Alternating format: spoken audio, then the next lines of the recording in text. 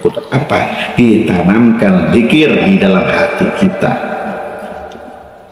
Namanya apa itu ditanamkan? Namanya talqin zikir. Jadi orang berlindung kepada Allah itu dari godaan setan yang itu bukan di mulut.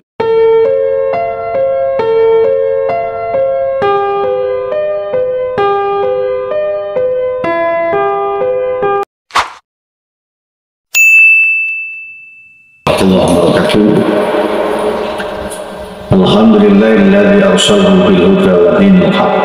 Alhamdulillahirabbil alamin. Wassalatu wassalamu ala samsul mursalin wa qamarin nabiyyin wa sidratil muntaha sayyidina wa maulana Muhammadin wa ala alihi wa ashabihi ajma'in. Amma ba'du. Ilahi anta masudi rabbaka matlubi atini mahabbataka wa ma'ifataka wa atini ma'aka abada. Saudara kaum muslimin rahimakumullah, puji syukur kita haturkan kepada Allah Subhanahu wa taala dengan ucapan alhamdulillahilladzi fadlana al-katsir min ibadihi mu'minin, di mana pada pagi hari ini kita semuanya telah ditakdirkan Allah masih ada umur. Semoga umur kita menjadi umur yang barokah. Kedua kalinya sholawat beserta salam Allah semoga Allah melimpahkan kepada baginda Rasul Muhammadin sallallahu alaihi wasallam. Saudara kaum muslimin rahimakumullah, ada satu pertanyaan. Ada yang bertanya tentang ta'awud, mengucap a'udzubillahi minasyaitonirrajim. Yang jadi pertanyaannya adalah, apakah dengan mengucapkan a'udzubillahi minasyaitonirrajim itu sudah berlindung kepada Allah?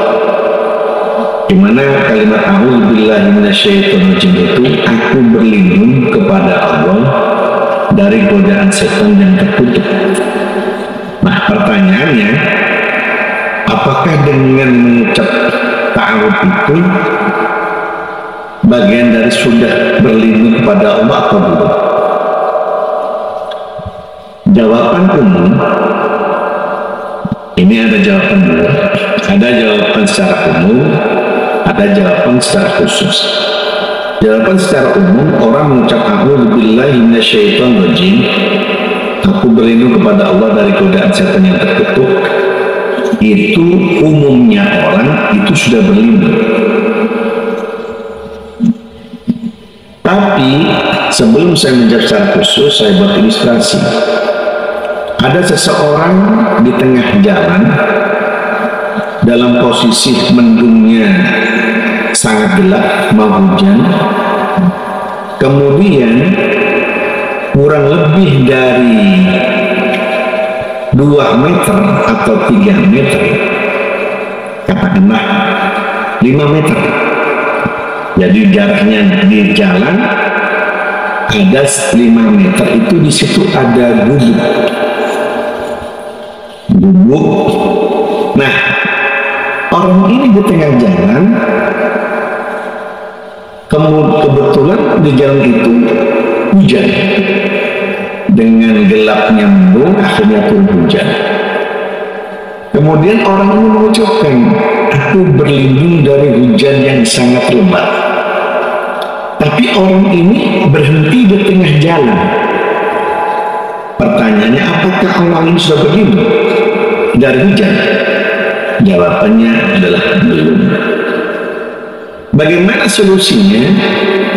Harusnya orang berlindung itu bukan mengucapkan aku berlindung dari hujan yang sangat lebat. Dia harusnya berlari. Lari kemana? Lari ke gubuk itu untuk berteduh. Dia lari. Bukan cuma mengucapkan aku berlindung dari hujan ini yang sangat lebat, bukan. Mereka mengucapkan, apakah orang ini sudah berlindung? Apakah sudah terbebas dari hujan? Tentunya belum. Bahkan bisa basah kuduk. Jadi orang mengucapkan a'udzubillahi minasyaitonirrajim secara umum itu sudah berlindung, tapi secara khusus belum. Bagaimana kalimat berlindungnya? Sesungguhnya kalimat ta'awud itu kita diingatkan, hendaknya kita itu berlindung kepada Allah dari godaan setan yang terkutuk. Bagaimana kita diingatkan, belum sudah berlindung? Bagaimana supaya berlindung kepada Allahnya? Bukan membaca a'udzubillahnya, apa? Dekati Allah. Bagaimana mendekati Allahnya itu? Yaitu dengan berzikir kepada Allah, zikir kepada Allah.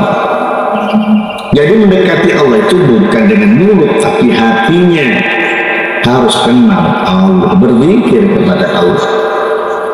Cuman yang jadi masalah adalah zikir itu ada dua, ada zikir umum, ada zikir khusus.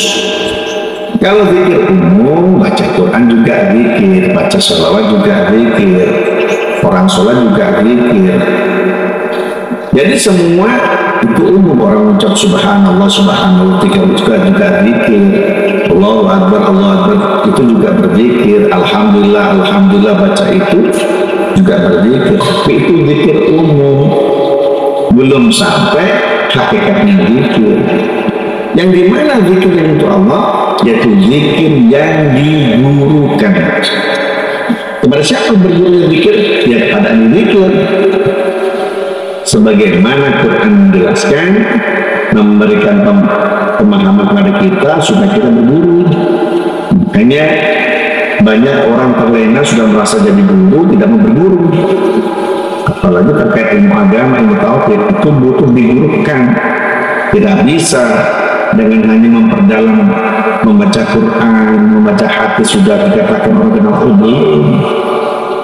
Orang yang paham Quran itu orang yang mentelaah Qurannya, memahami hadisnya, baru dicarikan gurunya. Kemana ketauhidan kita ini, belajar kemana kita belajar ketauhid ini? Kepada orang yang ahli zikir. Jadi zikir itu supaya kita berlindung kepada Allah itu tidak cuma mengucap a'udzubillahi minasyaitonirrajim, itu belum berlindung, itu kita diingatkan supaya berlindung kepada Allah. Dari mana? Dari godaan setan yang terkutuk. Setan kelihatan enggak? Makanya untuk melindungi dari setan yang tidak kelihatan, harusnya kita bersama yang sangat tidak kelihatan, yang maha gaib, yaitu Allah Subhanahu wa ta'ala. Bagaimana solusinya?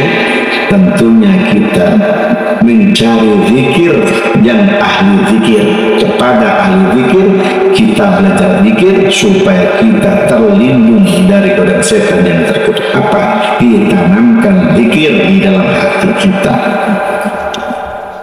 Namanya apa itu ditanamkan? Namanya talqin zikir. Jadi orang berlindung kepada Allah itu dari godaan setan yang terkutuk bukan di mulutnya. Kalau di mulut, baca di mulutnya itu mengingatkan kita belum berzikir kepada Allah. Tentunya hati ingat Allah, itulah berlindung kepada Allah.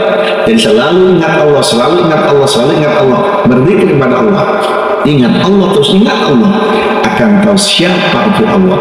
Allah yang menciptakan kita, Allah yang menciptakan setan, Allah yang menciptakan nafsu, Allah yang menciptakan dunia seisinya, Allah yang menghidupkan, Allah yang mematikan, Allah yang memberikan keuntungan, Allah yang merugikan, Allah yang memberikan sakit, Allah memberikan sehat, Allah bikin hidup, Allah pun juga yang mematikan.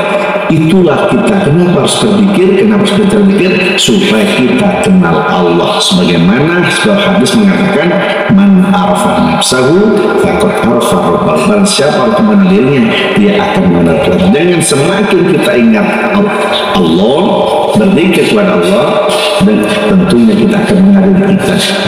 Kita punya mata, fungsinya apa? Melihat. Kita punya telinga, fungsinya mendengar. Kita punya mulut, fungsinya untuk berbicara. Kalau kita tanya lagi, ketika mata melihat, siapa yang melihat? Coba, siapa yang melihat? Allah. Berarti yang melihat Allah. Kita melihat ini, siapa yang melihatkan? Ya Allah. Berarti yang melihat Allah. Kita punya telinga, ada fungsi mendengar. Siapa yang bisa mendengarkan telinga kita? Allah. Kalau gitu siapa yang mendengar? Allah. Kita punya mulut, fungsi untuk berbicara. Yang bisa bikin kita bicara siapa? Allah. Kalau gitu yang berbicara siapa? Allah. Kalau gitu hakikatnya di mana Allah itu? Ya, Allah punya mata, Allah melihat kepada siapa? Melihat kepada siapa? Melihat Allah. Allah mendengarkan kita untuk mendengarkan Allah. Allah memberikan lesan kita untuk berbicara, kita dituntut berbicara, dan yang berbicara adalah Allah. Semua itu adalah Allah. Allah melihat Allah, Allah mendengar Allah. Lesan berbicara, Allah berbicara, Allah berbicara, Allah berbicara untuk diri kita sendiri. Itulah hakikat marifat Allah. Jika kita belum paham, tanyakan kepada ahlinya. Semoga dengan kajian pada pagi hari ini kita termasuk orang yang mendapatkan kebahagiaan dan mau belajar bagaimana hakikat kita sebagai canggih, yaitu guru yang namanya memursyidkan dan mengenal. Semoga bermanfaat untuk kita semua. Assalamualaikum warahmatullahi wabarakatuh.